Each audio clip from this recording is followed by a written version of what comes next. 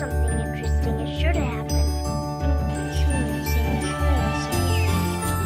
Well, I think you ought to tell me who you are first. Mr. Rabbit? Then why did you ask the question? Goodness, this is quite extraordinary. Would you tell me, please, which way I ought to go from here? But today is turning into the most curious adventure I have ever had. Welcome to the Ellis in Wonderland podcast. So this is a place for our listeners to open their mind and let their sense of wonder, imagination, and most importantly, curiosity loose. So I'm your host, Georgia Ellis, and today I'm joined by Koch. Chris has an incredible story of resilience after his life changed dramatically on the 10th of June in 2010. So I'm not going to go any further into that because I think I'd love to hear from Chris, his story. So first of all, welcome, Chris. Thank you, Georgia. Welcome. It's lovely to be with you. Yeah, thank you so much for taking the time and being here. And I'm really super excited to get into your story of how your life changed and this story of resilience that I think we all can learn from. I'm actually absolutely certain we all can learn from your experience. So before we get into the nitty-gritty, there is a question that I ask every one of my guests, and I always start the podcast with this. This helps people get a bit of a sense of who you are and what you do with your life. So the question is, I want you to imagine that I'm a 7-year-old girl, Alice in Wonderland, and I'm bouncing through Wonderland and I bump into Chris. And I say, hey, Chris, who are you? What do you do in your life? What is it about you? What's your story? How would you answer that to a 7-year-old girl? Well, I think I would answer it this way. There are a series of experiences that happen to people. Why they happen or how they happen is probably not important. The reality is that they've happened. And when that does occur, you're faced with two options. You can be resilient from what that experience is bringing to you, which could be both traumatic, enjoyable, exciting, passionate, and all of those feelings. Or you can actually bed down and say, woe is me. Now, this is not to be derogatory towards people that have difficulty coping with extraordinary challenges. But, you know, it's more than a phrase that says a challenge is an opportunity. It may sound like a phrase, but it is how you cope with what's occurred to you. And the best that I can do in the rest of my life is to assist people to take control of the challenges in a way that they can say, well, what was the learning? Because I deep down have a belief, Georgia, that things don't happen accidentally. I don't believe in coincidence. I think that you and I are speaking here today not by accident. That there is a particular reason, and that reason may not be obvious to anybody and need not be. But there may be people that will be listening to this podcast that may have created this through their own desire to be provided with some information, something. And we may never meet these people, but it matters not. The universe does these things. So what I would tell the 7-year-old is, you know, just enjoy every minute of it. And it's all there for a good reason. Yeah, awesome. And I love that around, you know, taking there's this wonderful quote that I've come across, and I have no idea who coined this quote, but it's take the hit as a gift. And that's something that's been becoming really quite relevant in my own life and the lives of people around me and the people that I work with. So what would your take be on that? You know, take the hit as a gift. You've sort of already covered that a little bit, but so what are some of the gifts that you've been given from, we haven't even gone into what your hit was yet, but what are some of the gifts that you've been given through life through, you know, some of the hits you've had? Well, the biggest hit that anybody can receive, which is actually a gift, is the hit of saying, so you thought you knew what you had to do. You know, I have friends who are very religious. I'm not.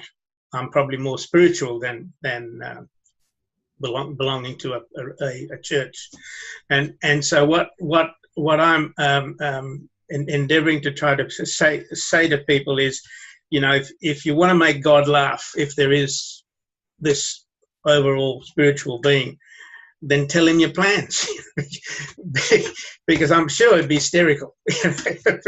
So you think you know what you're going to do next. Now, life that we lead actually tells us that we should make plans, you know, that we should. But if you're so attached to it that disappointment is almost unbearable, then you're going to be disappointed. You're going to be hurt, you know. And if therefore you're resilient enough to be able to say, look, this is what I needed.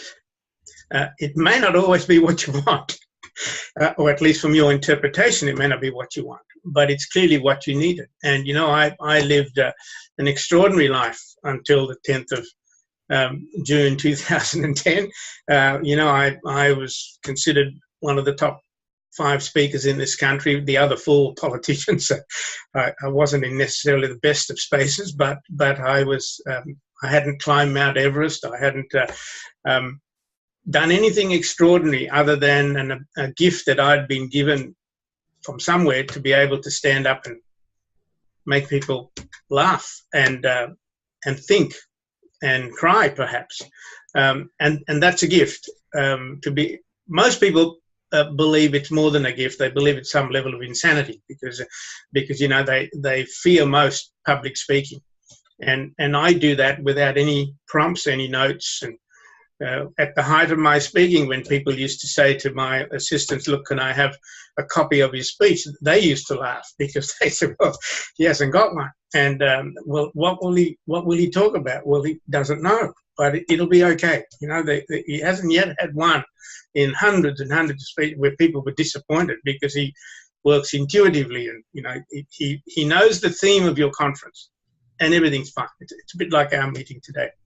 So, you know, as far as plans and rigid processes in life, I've had to suddenly learn the lesson. So you thought you were a motivator, you thought you knew people, so you thought you could build relationships with the most extreme people. So cop this, and let's put you into some of the most serious, violent places in the world, in Australia, prisons. And let's see how you go. and let's close the door that evening with you in a cell with a person that's clearly a million miles away from your personality trait or educational background, who probably wants to hurt you and most likely plans to. And let's see whether you're capable at the end of that day of surviving. That's what I faced. And we were friends in the morning. Yeah. But that wasn't how the day started. Yeah. Okay. So let's go back to the 10th of June and let's unpack. So you've given a little bit of a hint there that you've had some prison time, totally unexpected. So talk to us about the 10th of June. What happened that totally changed your life?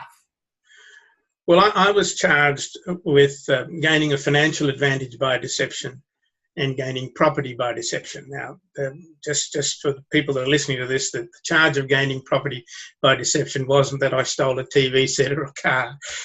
If someone writes a check and puts it into your bank account or gives it to you, in law, that's considered property.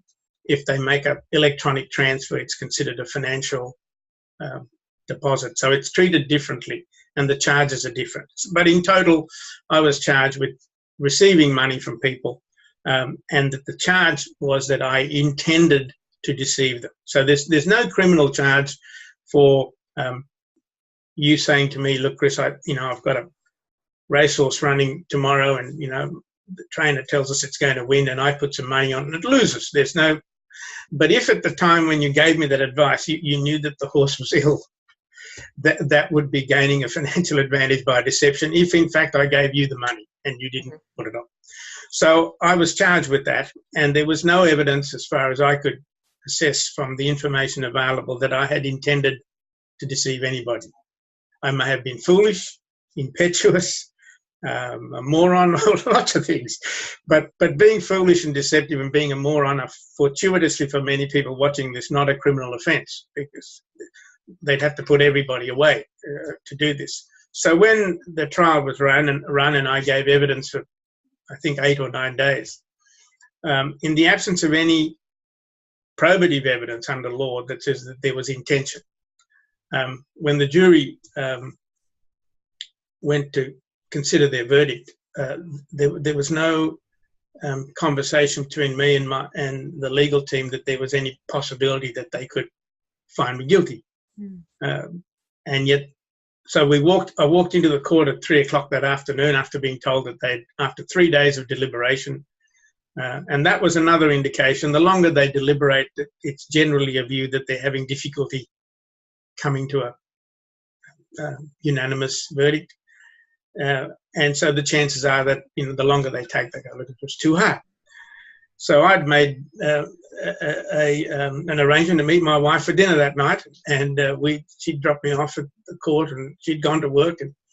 And at 3:00 in the afternoon, as I walked in to get the verdict, as the jurors came into their place in the court, none of them looked at me, which intuitively told me something was tragically wrong.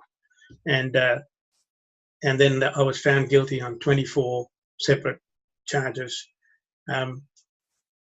And I then had to go downstairs with the appropriate authorities, and I was asked for my shoelaces and my belt.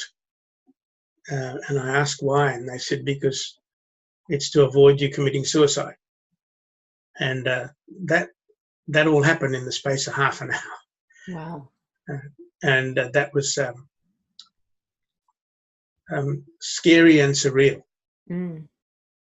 So life up until that point sounds like what you were saying before, it was, you were doing all right. You were a well-known speaker here in Australia. You were, doing the circuits, you're monetizing your gift.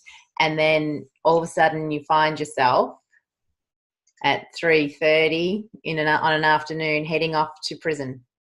Yes, there was no go home and organise your affairs or any of those sorts of things, which other people sometimes get. Their lawyers put forward a submission and say, look, needs a month to sort things out. And now I was put in a lift from the back of the court, and I went straight down into a cell, and, they wanted to make sure that I would be prevented from committing suicide, which indicated to me that people did face with such a challenge in life. The thought had never occurred to me. Yeah. It was more, okay, so this is now something I didn't expect to face, but I can use it as an opportunity and I can cope with it. And I remember my wife Bianca was allowed a phone call to me when I got to the remand centre. And I was allowed a phone call to her for 1 minute, I think it was, and I rang her. And she said, she was in tears, and she said, how are you? And my response was, I'm fine. And I started laughing at what I just said, because I was clearly not fine, but I didn't have a mechanism to say, look, I'm petrified.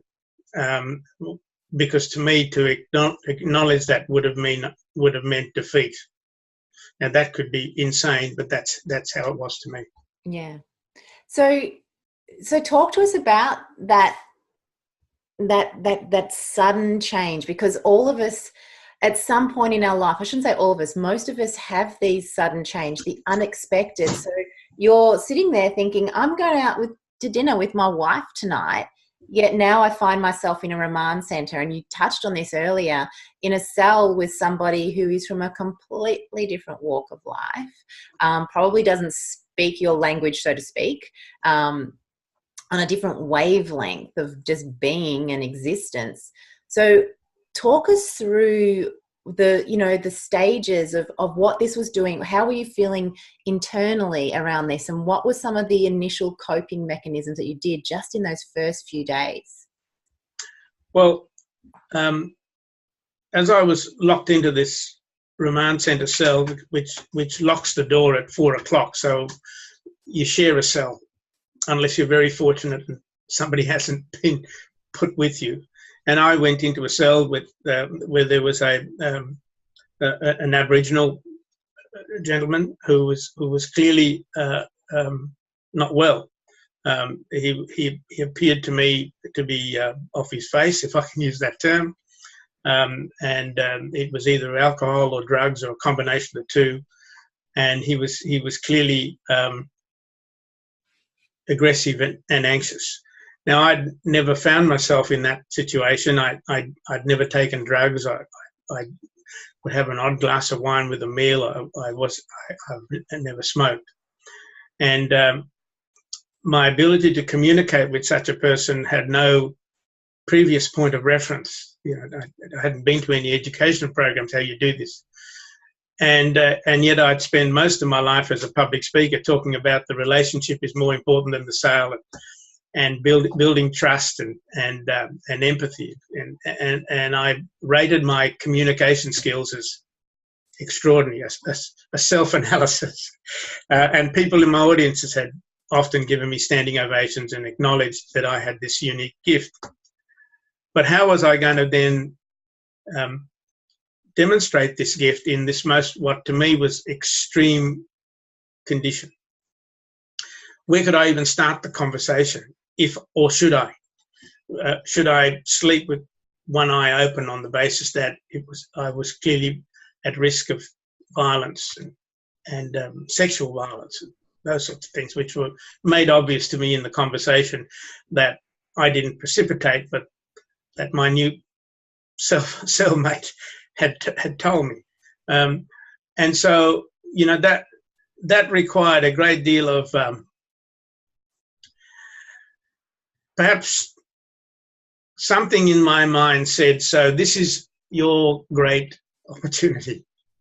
Now, most people probably wouldn't get there, but I did, you know, and I said, so you think you're good at this, and you think that you've got an ability to build a relationship with strangers, and you've talked about it, you know, you've got up on stage like you're a genius about all of this stuff. Well, the world has suddenly said, well, here you go, do this. See if you can do what you say you've been telling people, because as you no doubt know, there's a lot of people that, to use the phrase, can talk the talk, but the walking bit's a bit of a problem. So suddenly I had to walk this in a cell that was probably about 6 feet at one end and 12 feet to the other. So that was it. And there were 2 bunks, a toilet, a shower, and us. And I thought the best thing I could do was get to know him. And I wanted to know about him. And I started to ask him questions about his life. And he started to break down and tell me about his life experiences. And, you know, the relationship I knew can't happen without people disclosing. We have a need, you know, if you and I are to become close friends, there will be things about my life that I will have to invite you into, no matter how difficult they are, Georgia. You know, that you can't build a sustainable relationship on an artificial platform. You know, you can have an acquaintance on that level, but relationship. So there was no TV. Well, there was TV there, but it had been broken because someone had tried to light a cigarette from it and set fire to it, so it wasn't working. So I wasn't about to go to sleep at 4 o'clock in the afternoon, and so I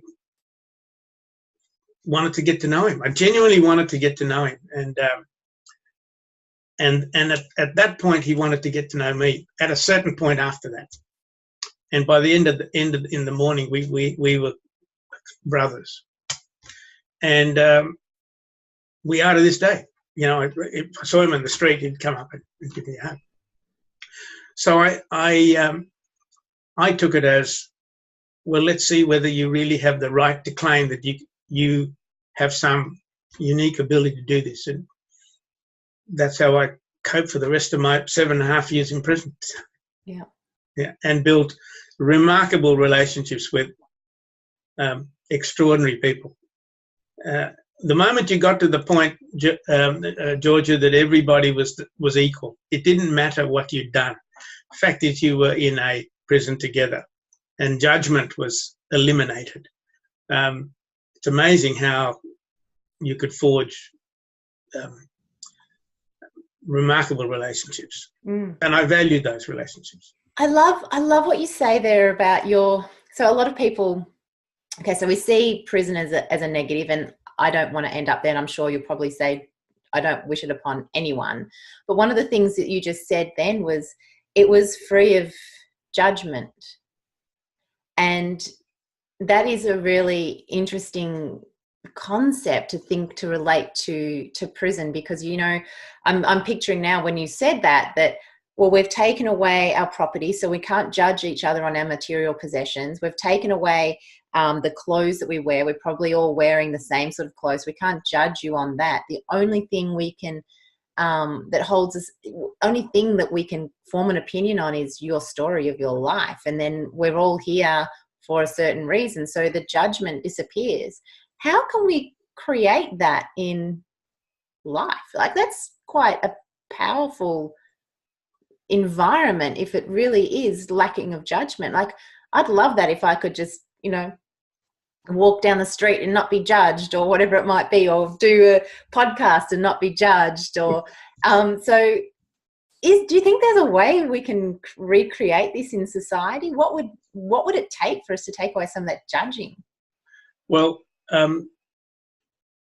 there are several things I learnt that I think are outstanding within incarceration.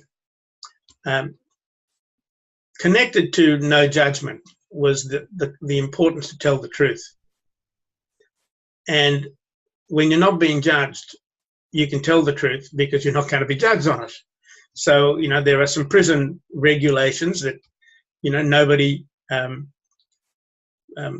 snitches on anybody. So, you know, you can sit down and have a conversation, and your cellmate can say, look, I'm actually here for drug trafficking, but I've actually done this, this, and this that they haven't got me on. And it's the truth. Now, when you live with people in a cottage, and towards the end of my prison sentence, they endeavour to rehabilitate you by putting you into a unit where there's 6 or 8 of you, and the door's locked at night, and then the 6 of you live in a house. And there's again an unwritten law that's enforced, that everybody that's put together to live together needs to tell each other the truth, the absolute truth, and no one will judge it regardless. So sometimes some of those offences that people talk about over dinner, you might say, well, look, they've got a violent personality, but within this space, you accept that on the basis that in accepting it, it won't be perpetrated on you. You just allow that person to be, whether you show a level of compassion, or not compassion, but acceptance, that's okay. And sometimes some of the most violent people are, in fact, the most frightened people within the prison system. It's their way of sort of pretending they're tough. You know, the guys in the gym with the biggest muscles are the easiest to knock over because they've got this facade of muscle and tattoos and no teeth, and they're not really, they're just little kids, you know. Mm-hmm. And so the truth became a very important thing that was introduced to me in prison, because in the corporate world that I lived in, the truth was fiction presented as a possibility of being fact. And in the prison system, if somebody wants a can of Coke and you're in the canteen queue and they come up and say, look, can you buy me a can of Coke? It's fine. But if they say to you, look, can you buy me a can of Coke and I'll replace it tomorrow because I'm getting some money into my account, and they don't, everybody in the prison knows they've lied. And it mattered not that it was the most smallest thing. The issue that a prisoner has is, what else have they lied to me about? And they get hurt. You know, there are consequences, serious consequences. And in a small space, There is nowhere to hide. In a small space, there's nowhere to say, look, I meant to ring you yesterday, but I was having lunch with my brother-in-law. Dog got ill, and car broke down. And God, I've got a lot on my plate at the moment, because the moment you say that, say, but no, I saw you sitting in the sun for 4 hours yesterday. You weren't really busy, and now we have an issue. Why are you lying to me? So I think in a confined space, the truth becomes an extraordinary component that in the world that we often live in doesn't get that type of scrutiny, put it that way. Yeah. So we could potentially start to create some of these containers for our own lives to let the truth out, so that then we build closer relationships and more trusting relationships. And it's interesting you say that. I've just come back for some training in the US with the Flow Genome Project. And one of the things they had us do was they put us into groups of 8, and every night around the dinner table, they would give us topics to talk about, and there were really pertinent questions, and we had to just lay it all out on the table. So the topics were, death over dinner. So we talk about death. Then there was God over dinner, talking about God. Then there was drugs over dinner. We talk about drugs. Then there was sex over dinner, and we talk about sex. So all these things that sometimes you wouldn't talk about, there was this container of trust built with the process. But you had that forced upon you without, somebody saying, hey, go and talk about this. Everyone's just trusting each other, which is really quite fascinating. I wasn't expecting to hear that from your experience in prison. I'm sure that it wasn't all roses as well, but that's really interesting that there's been, well, actually, I'm not going to say interesting. It's great that you can see the gift in the situation and actually see the bigger picture of what's actually occurring.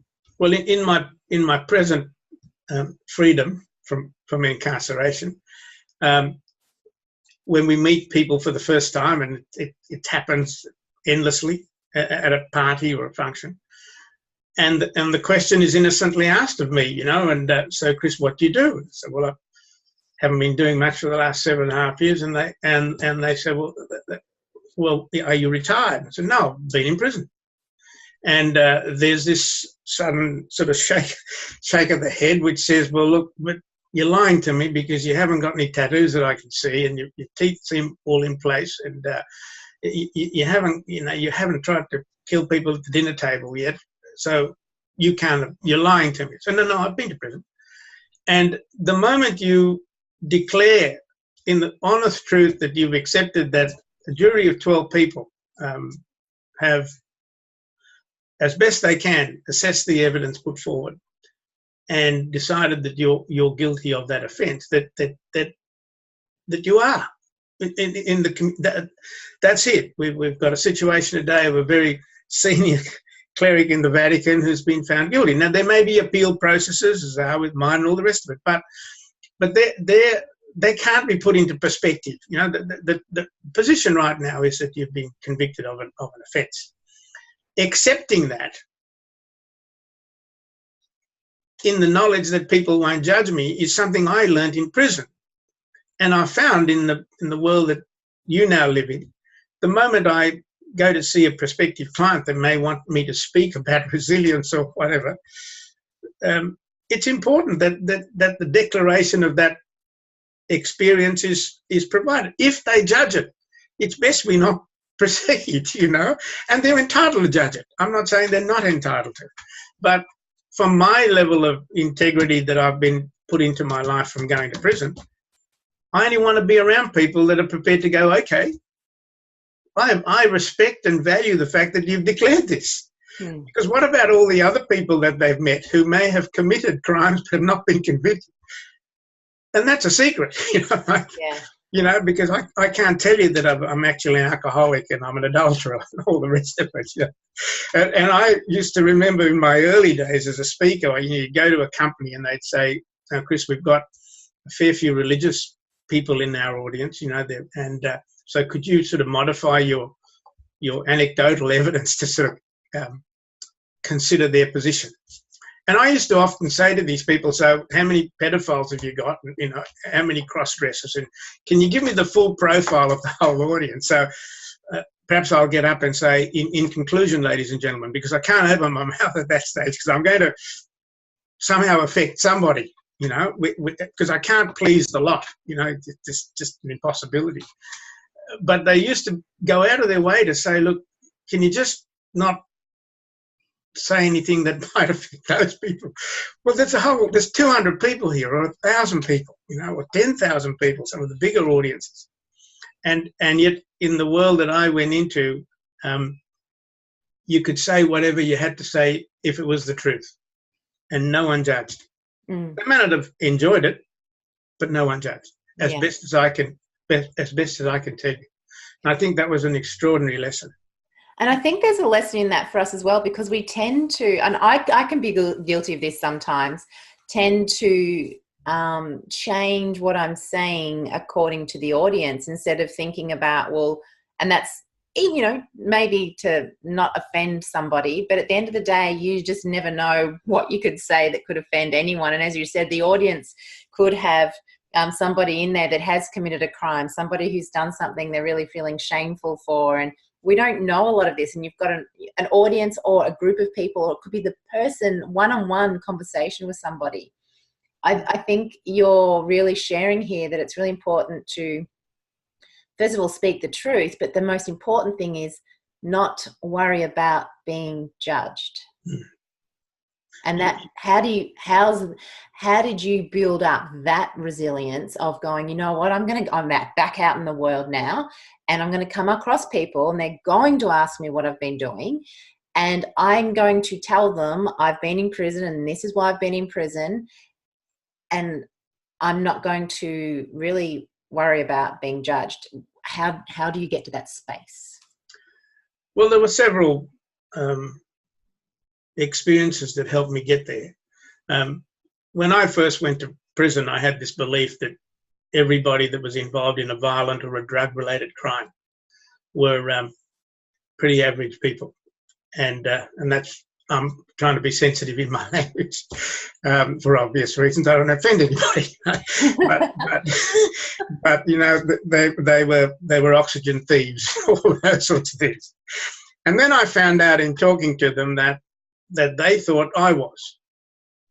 So it's quite remarkable that the prisoners that are into violent crime, drug-related crime, and the typical stuff that gets publicised, their families believe that the white-collar offenders, people like me that have allegedly lost money from people and had bankers and all, it's going to be full of prisons shortly with bankers, that they are the scum. So if you were a murderer that used a chainsaw to cut up your next door neighbour because he offended you one day about a tree, when your family came to visit you, they looked at me sitting at the next table as a lowlife, because in their perspective, people that took the risk of other people's money was an absolute low animal. Okay? My family used to say to me, "Who's sitting next to you?" I said, "Well, that's the guy you probably read about that got a chainsaw and cut people up into 1,000 pieces because they offended his sense of fairness." And they'd say, "God," and I said, "Look, I did share a cell with him. He's a really nice bloke." And you had this massive difference between how in different social sectors we believe that certain crimes are far more unsavoury and unpalatable. And so it was just sitting back and saying, yeah, look, I can see how his family are looking at me like I'm an absolute miserable lover. And I don't think I am. And my family don't think I am. They've come to visit me, and my friends. And fortunately, I had lots of people that came to visit me. And, if you want to find out, Georgia, who your friends are, go to prison. Because there was a time in the world I could have held my birthday at the MCG and we wouldn't have had standing room. And now I can hold it in the telephone box. But those that'll be there, I can call friends, So there were extraordinary lessons you learn in that sort of situation. That's not making people right or wrong or anything else. That's just saying that's what I saw. That's what I experienced, that even should my matter go to the High Court, which is presently being considered for an appeal based on the fact that I was denied a fair trial. That's my assertion. And let's hope for me that I'm acquitted of that matter. There will still be perhaps more like 50% of the market that believe I'm guilty. Lindy Chamberlain was of that ilk, that regardless of the fact that she was acquitted of the crime, there are people with opinions and they can have them. But I didn't find that in prison. I found that only in prison if you lied about what had happened. Not what happened, but if you lied about it. If you told the truth, you were safe. You could walk around without having to look over your shoulder. Yeah. So, and now that you're out, this is your fear of judgment is really dissipated because you've learnt now. You've been able to tell the truth to what we would potentially think of the most unsavory people, and nothing's happened, right? So because you've told the truth. So now you're back in society and you're around the people that are going to probably judge us the most, and you've built this resilience because you've been telling the truth in prison and not being judged. So if you're going to get judged now, well, it probably feels like I don't care. But the moment I tell the truth and declare, a relationship can commence. Before that, it's on very thin ice, because what if this was disclosed later?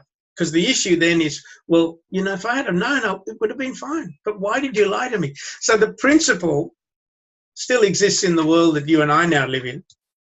It was just enforced very clearly in prison because it was such a small space. Even at the biggest prison, it might have been 500 meters by 500 meters or 1,000 meters square. It's not even Chadstone. It's a quarter of it. It's a quarter of a shopping centre that you all got to live in, and there's 1,000 people.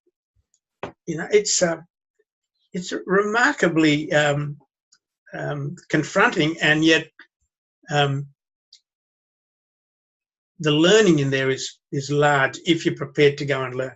Now, there are many prisons that go back monthly, and their families are there, and to them it's a social space. But to me, I had no point of reference. I'd never met anybody that had been to prison. My family had no connection.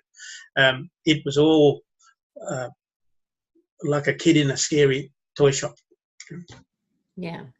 So one of the things we had a little sort of chat about before we hit record on this podcast, and I think this is something that may even reflect back on what you're talking about, how the people in prison actually really, in a way, detest the white collar workers and the financial schemes or whatever it is. And we were talking a little bit very briefly around greed, and I'd really love to go down that rabbit hole with you around what are some of the things that you've noticed, and what are your thoughts on greed? Because I've got an understanding of a little bit of the story that led up to you getting into the situation that you are, and you can share any of that you need to. But what are your thoughts around the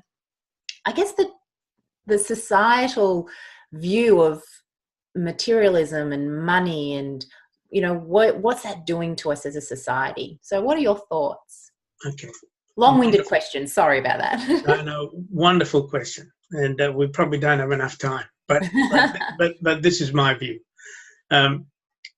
Greed has been now talked about in the Royal Commission into the financial service and the banking industry as the precursor to what occurred. The issue of greed is a disease, in my opinion, now. And it's a disease that I had, and it's a disease I still have. But for which I can seek treatment. Now, when you get to the stage where you've got to change your late model Mercedes-Benz for the replacement Mercedes-Benz, and you drive 30 kilometres a day, you've now got greed turning into a level of insanity on the basis that somehow your life is going to be so much better and so much more enjoyable.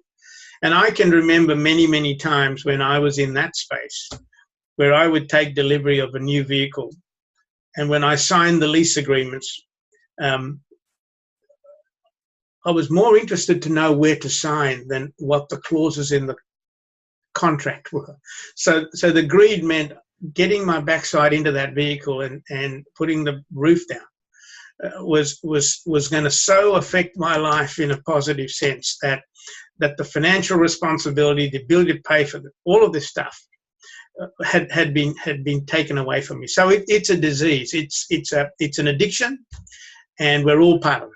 And to this day, I'm still part of it because when I go shopping, I try to decide whether that brand of shirt is going to be better for me to have, and TV and advertising does all of that. So greed is a disease, and we all have it. And with it, of course, comes the financial responsibilities.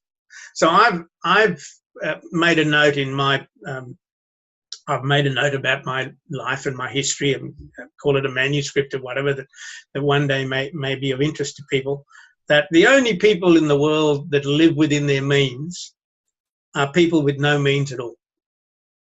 All of us are somewhere close to the other end at different levels. And unless you have the mindset of and I'm using a name that's known to the President of the United States.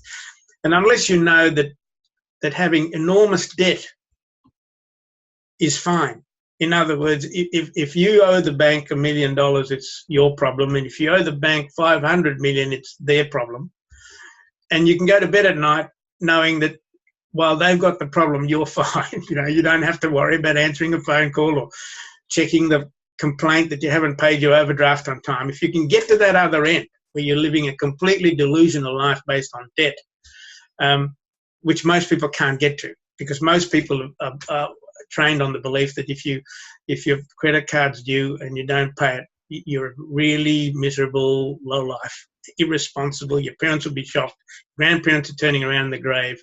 What have we done to cause Georgia to be this sort of person? And we can't make that. We can't rationalize that movement. So we are, unfortunately, in the global space, all highly involved in this game of financial greed, and I'm very concerned that sometime in somebody's lifetime that whole issue will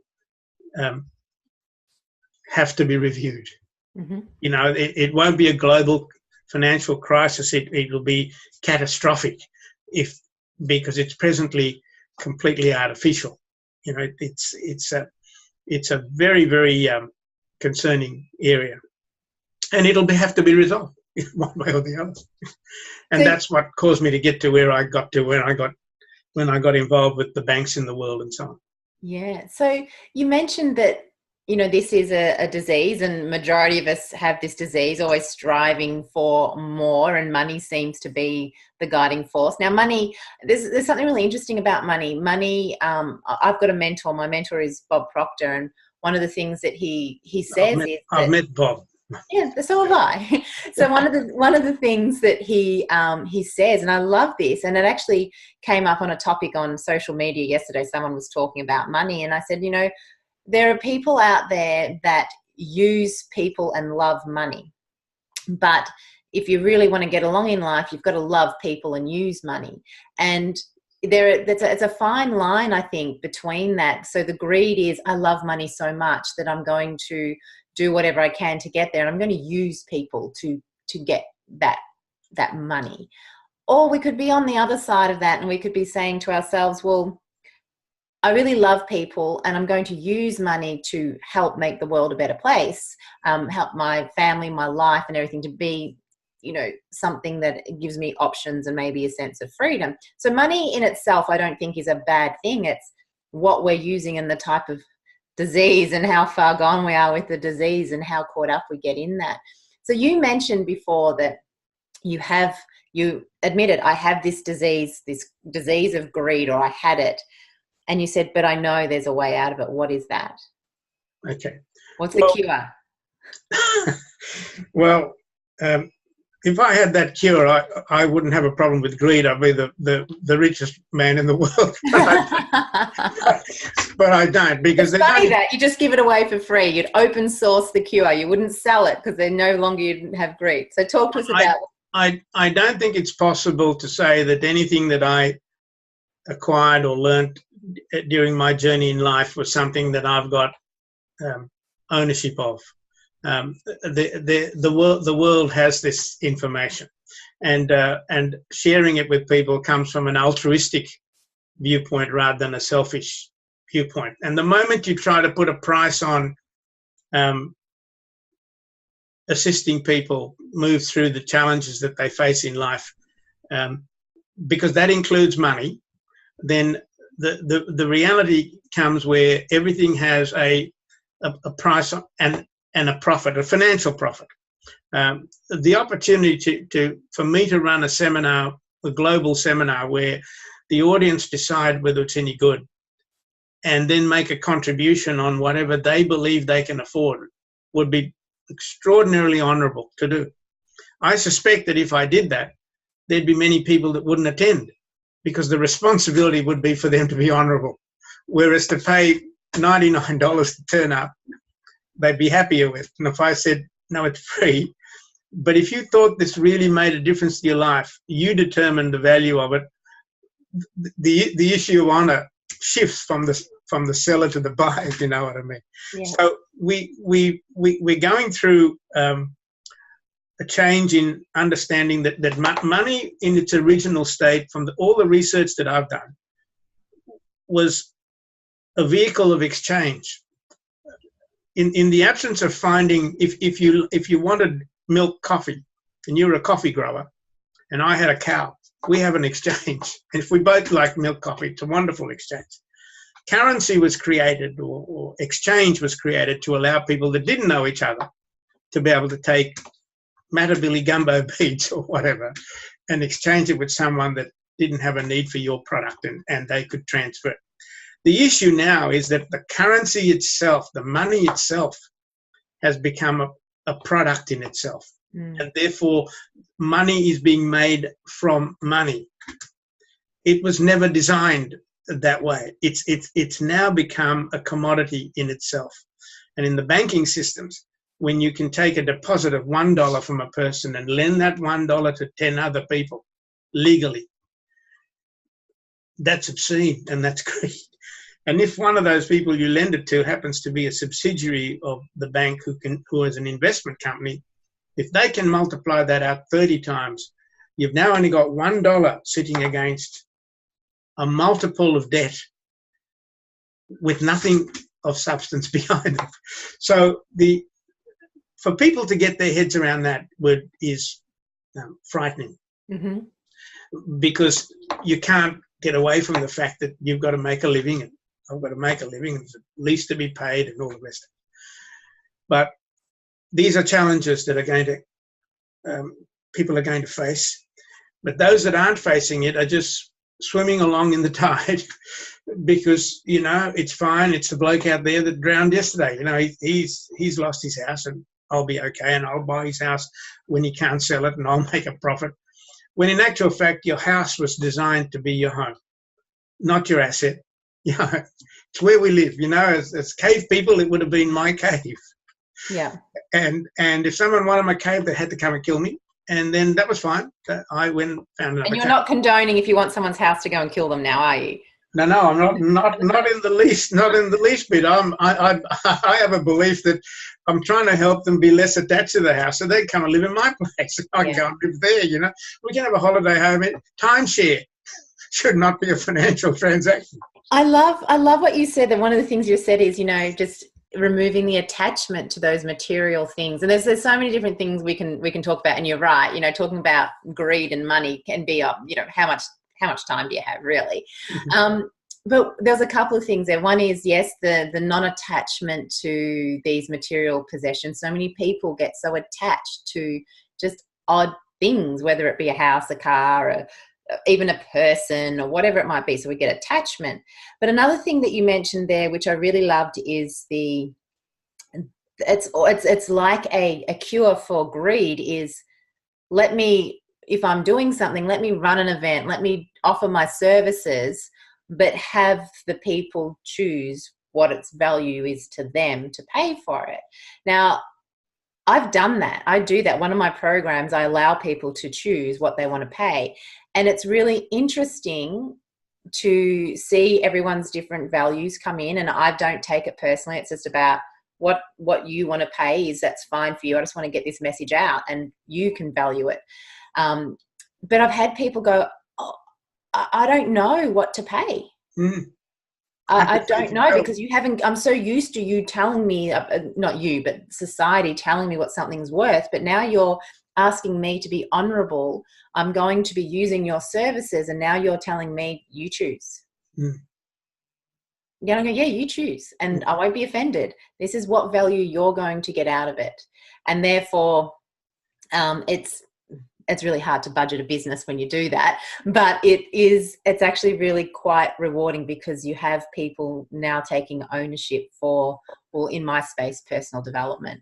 And one of my bugbears and something I'm trying to move through, and maybe you've given me a bit of an answer here, is how can I make this information that I have and these teachings that I have more available to those people who need it the most? And that's a way of doing it. Just pay what you think it's worth. Yeah. And there are people that can contribute to you and to me if they want to use our services with something far greater than money, and that is trust and acknowledgement and a thank you and a referral and all of those things that multiply our capacity into the world because of the work that you're doing. If one of your clients is transformed, how much more valuable is it to you for your own heart that transformation is precipitated into the market somehow, that gift continues, because it's that change that makes a difference to all of us. Yeah, absolutely. And that's the bigger picture. And I think if our listeners, the people that are listening, can think about so much from this podcast, but just this one thing around what am I giving to the world and what am I making a difference through? And you'll find that in every walk of life, every career, there is an opportunity to be of service. And when we are of service, the things that we need turn up for us. And a lot of the time, I think this greed stems from thinking we need money, when money is great. It's a great tool. And yes, it was designed as an avenue of exchange, but life is rich in so many other ways. There's a richness in the people in your life. There's a richness in the environment that you live in. There's a richness in your ability to breathe fresh air. There's in Australia here, we've got global listeners, but for those in Australia, we can turn on the tap and we've got a richness in fresh water delivered to us. And I'm thinking people pay for bottles of water. What the heck? It's better coming from your tap. It's free. So there's so much richness around, and we forget about this opulence that life delivers. And I think that's once we start to really understand that, we may start to move away from this greed and chasing the dollar. I have a client at the moment, and amazing guy doing some amazing work in the men's space. And he realized that last year, I think it was, and he shared this, he said last year he was chasing the money, investing in property and doing everything. But when he realized when he could be of service, not only did he change, but he still was making money, but the money had a different feel to it. And he was no longer chasing the dollars. He was helping people and being of service, and he was getting remuneration or getting a reward for that. So yeah, there's a fine line. We've got to find that, I think. So well, I think that when you replace the religion of goodwill and altruism and care, when you stop realizing that people are more interested in how much you care than how much you know, and all the training in the corporate world, I'm talking about in the business units, not people like yourself that do an extraordinary job, but to others where the training is all product knowledge, and no training is given towards understanding people, feelings, caring, understanding all of that we we are being dragged down the concept of distant communications, impersonal connections, where suddenly the profit becomes greater than any relationship. And I'll leave you this thought on this point. I used to, when I was consulting, and when I get back into consulting, which I am now, I will say the same thing to my clients. When they tell me that they know a lot about their clients, I applaud them. And then I ask them an important question, and what does your client know about you? Because until you can show me, until I can meet with your client who has traded with you for 10 years, and he can tell me that your sister-in-law's is going through a marriage breakup at the moment that has been concerning to you, you have got a very superficial connection. You may have a business card that tells me his golf handicap and the name of his kids and the school they go to and that he plays tennis, but it is valueless. It's only when that the relationship is built to that level that they can tell me that George has been in the States last week, and by the way, she was exhausted when she landed. And you know, I remember getting a text from her, and I could tell by those text words that she was confronted by something. You know, I felt for her. The moment they can tell me that, I know you've got a relationship that's unbeatable. Until then, in the absence of everything else, people will buy on price. Yeah. And that's the issue. So if you don't put in the genuine kid, and you can't train this, I don't think, Georgia. I think it's something that you have innate in every. You know, it's there. That I'm more interested in the success of your contribution to your clients than what this podcast can do for me. It's only when that happens, it's only when the President Kennedy statement of ask not what your country can do for you, but what you can do for the country. Until salespeople turn up at a client's office, more interested in helping them than winning the sales competition and the incentive and the bonus. It's only when that happens that culture changes, and that the culture goes from what can I take to what can I give. And, you know, we've had the Royal Commission talk about the culture of greed, and they're going to flick their fingers, and banks are going to change the culture, and it's going to be the client being first. Well, it's a huge shift, because it's not a bank. It's 35,000 people that have grown up with a whole different mindset, you know.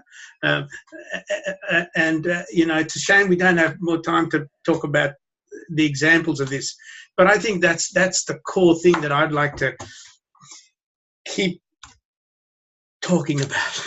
Yeah, and I just love the passion oozes from you. And you really hit the nail on the head there, Chris, when you mentioned, you know, a lot of people can tell you about their clients, absolutely, but very few, as you're saying, if you pick up the phone and ring the client and say, tell me about Georgia, there are very few clients that can do that for the people they're working with. So that takes us back. It's almost full circle. It takes us back to that trust. I'll share my story with my clients, not out of fear of being judged, but out of building that connection. So you've had this amazing experience in prison where you shared the truth and you built relationships with people that you probably would never have built with if you're outside of the prison landscape. And yep. I just think that's gold in what you've just said, and I think that's a really great place to. I was going to ask you, do you have any advice for our listeners? But it sounds like that was gold. But is there anything else, anything else to add on top of that around your experience, or anything you want to leave people with based on what's happened in your life? Okay, well, from what's happened in my life, I went and wrote what I think are the core principles that if your relationships are breaking down, if you go back to these core principles, I think you can always track where it went off the rails. And that's an important part, because if you don't have this formula to follow, your emotion will take you down wrong track. So I've written a document called the 12 Immutable Laws of Relationship-Based Selling. And I could take the word selling out and replace communicating, because that's the immutable laws, you know. Tell me like it actually is. Criticize constructively. Tell me what's going wrong and what's going right. I mean, all of these things are the truth, you know, but but provide it. Give me something better than you're giving anybody else. Give me access to you when it's not available. All of these sorts of things. And if you go back and read those, and if it's appropriate for your listeners to have the linkage, that I can provide that. But it was important for me to go back and say, so what are these key performance indicators that aren't related to gaining market share, but allowing me the capability to invite people into my life and therefore be invited into theirs. That situation. And I think that if I could make a contribution to your wonderful audience, that these are people like 10 steps to happiness or something, when actually it's probably just one. Be happy and everything is fine. But people like doing that. And just to finish on a humorous note, I did the motivational work with the Sri Lankan cricket team from about 1989 to up to when they won the World Cup.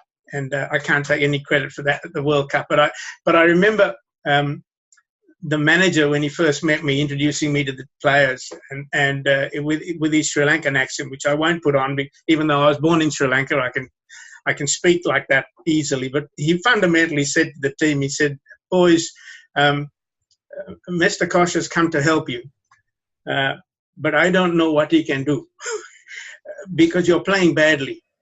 And if you want to win, stop playing badly." It's not complicated. In fact, I have been telling you how badly you're playing. So I can't do any more. I'm reassuring you you're bad. Stop. Just stop it. Stop it. If you want to win, play well.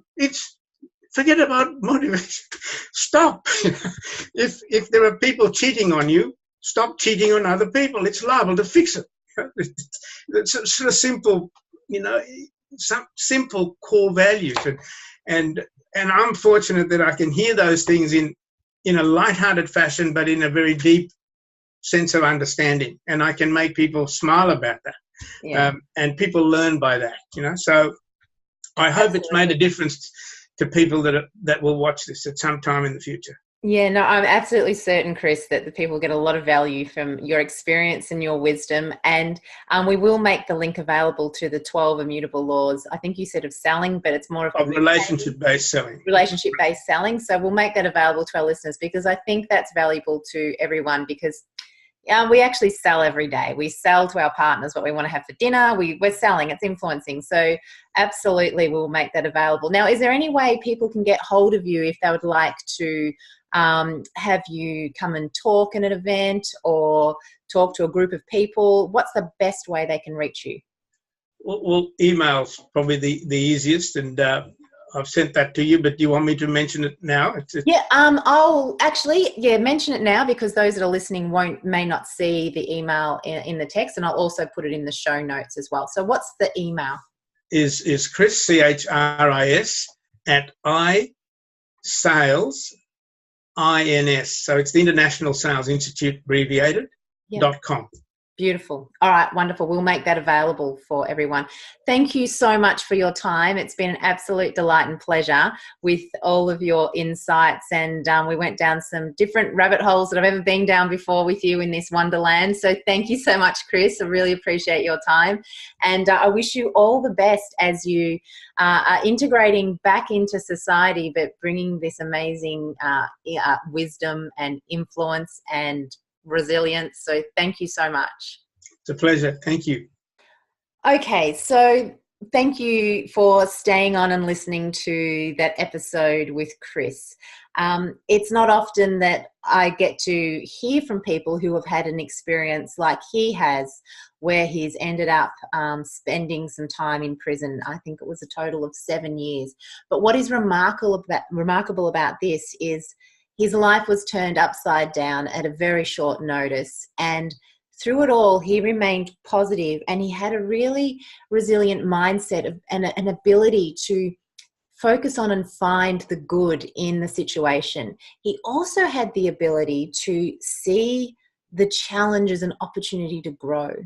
and an opportunity to strengthen and to prove to himself who he was and what he could offer to the world. So we went across so many different places. Please, if you need to reach out to him, if you've got any questions, make sure that you do. He has a wealth of knowledge, and I think there's a lot we can learn from his experience. Thank you so much for tuning in. And if you know of anyone that you would like me to have a chat to and go down the rabbit hole with, please drop me a line at podcast@bluechipminds.com, and we will get in contact with anybody that you think would be a great attribute or an awesome story we can get out to the world. Thank you so much for listening in, and stay curious. Today is turning into the most curious adventure I've ever had.